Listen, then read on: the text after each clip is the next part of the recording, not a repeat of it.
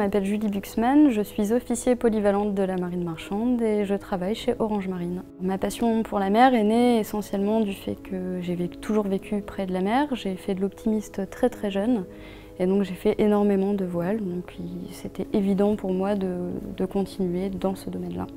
Pour devenir officier de marine marchande, j'ai fait mes 3 premières années d'études à l'ENSM du Havre et j'ai fait ma dernière année d'études à l'ENSM de Nantes. Un des enjeux les plus importants dans le domaine maritime, je pense que c'est la limitation de la pollution et notamment par la gestion des déchets plastiques. En tant que femme, j'apporte des choses différentes dans l'exercice de ma fonction, notamment dans la façon de gérer les soucis. On a une façon d'aborder les choses avec peut-être plus de sensibilité et d'écoute que le fera un homme. Et du coup, on est assez complémentaires et c'est plutôt pas mal de varier les genres à bord.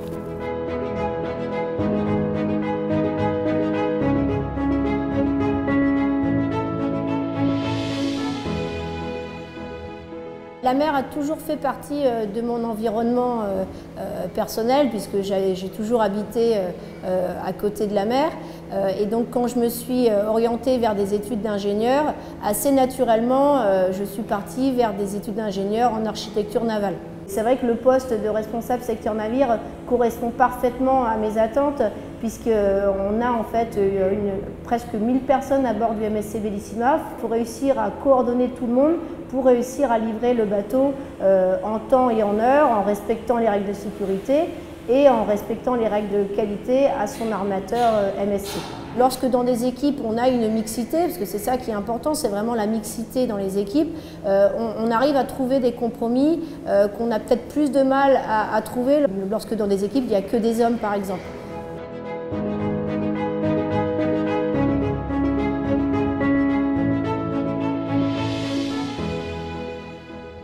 Je suis capitaine de première classe de la navigation maritime, pilote de Seine et je suis actuellement présidente de la station de pilotage de la Seine Caen Dieppe. Je suis originaire de banlieue parisienne et le milieu maritime était plutôt inconnu.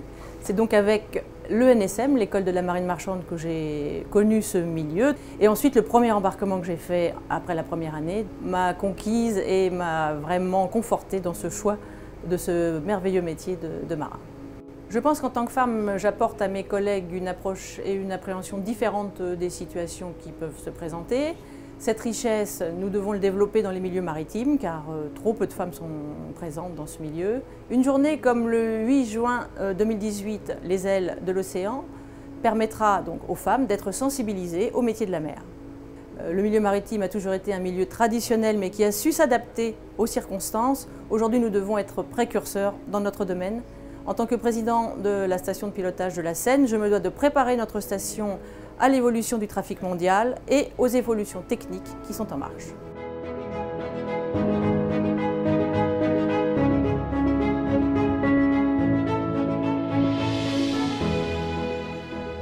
Le choix de la marine marchande a été assez tardif. Cette carrière était à l'époque peu envisagée pour une femme.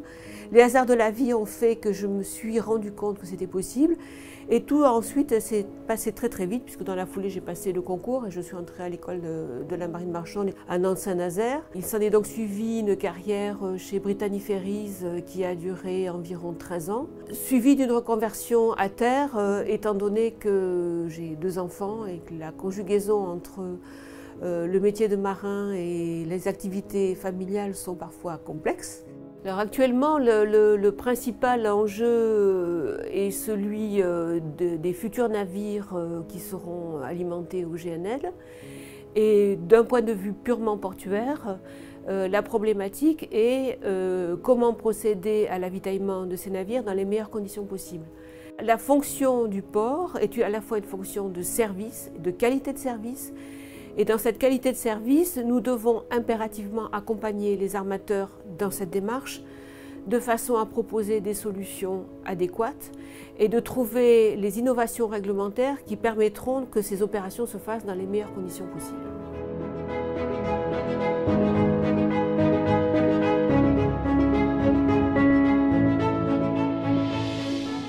Je suis rentrée dans le métier d'ostréicultrice depuis presque le berceau, puisque mes parents étaient ostréiculteurs en Ernaud-Sébin.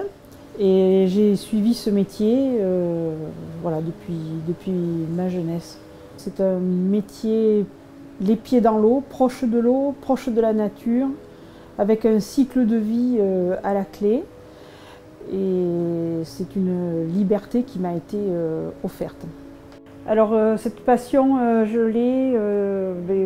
l'ai en moi depuis que je suis née, parce que je suis née dans ce milieu et que l'idée de m'en éloigner ne m'était pas possible. Donc ça voulait dire que j'avais un très fort attachement à ce milieu maritime. Je me suis aperçue que la mer m'offrait la liberté de mouvement et le bonheur quotidien de découvrir le soleil se lever, se coucher, de plonger les mains dans l'eau froide, moins froide. C'est une liberté au quotidien dans le milieu naturel.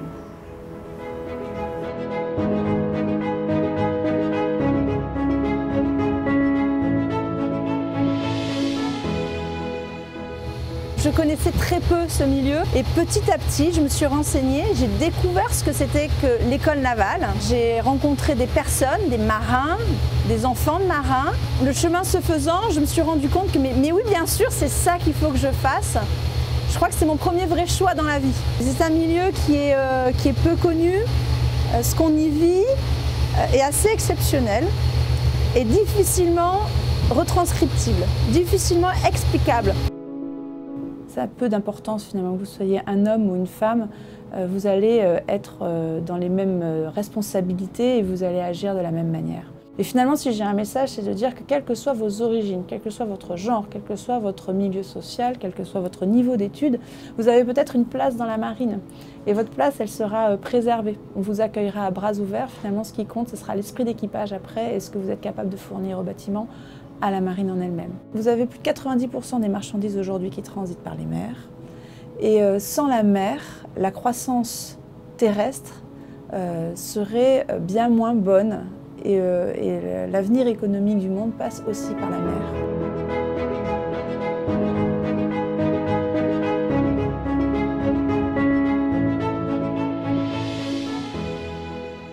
Je suis directrice de recherche au CNRS. Je travaille à la station biologique de Roscoff, qui est un laboratoire du CNRS également associé à Sorbonne Université, qui est une université parisienne. Mon domaine de recherche, c'est la biologie des grandes algues. Mais je suis également directrice d'un laboratoire de recherche de 75 personnes à la station. J'ai découvert les algues en fait lors de mes études. Je suis venue à Roscoff et j'ai adoré ça. J'ai adoré le monde des algues. Et lorsque j'ai eu mon diplôme de DEA, je suis revenue ici sur un petit contrat. Et là, j'ai décidé que vraiment la recherche, c'est ce qui me plaisait. Les menaces sur les écosystèmes marins touchent tous les niveaux de l'écosystème, du microscopique au macroscopique.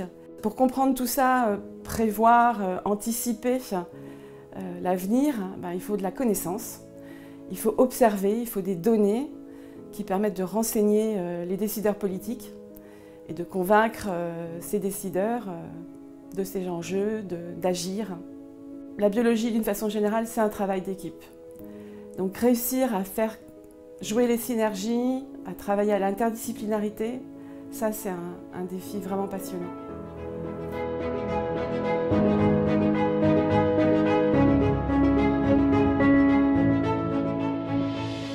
J'ai choisi le métier d'ingénieur tout d'abord pour son aspect scientifique. J'ai toujours aimé comprendre pourquoi, avoir plus de connaissances.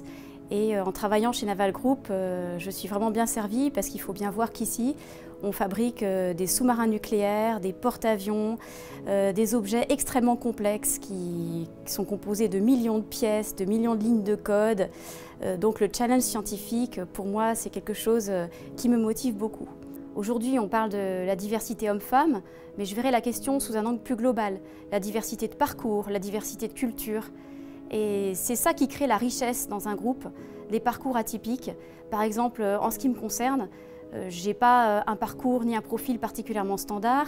C'est vrai que je suis une femme dans un milieu maritime. Je suis diplômée ingénieure, mais pas particulièrement dans le milieu maritime. Et dans mon groupe, on ne m'a jamais fait sentir que c'était un handicap. Au contraire, Ça a été extrêmement souvent valorisé et ça m'a permis d'avoir un parcours professionnel varié en fonction de mes attentes et des besoins du groupe.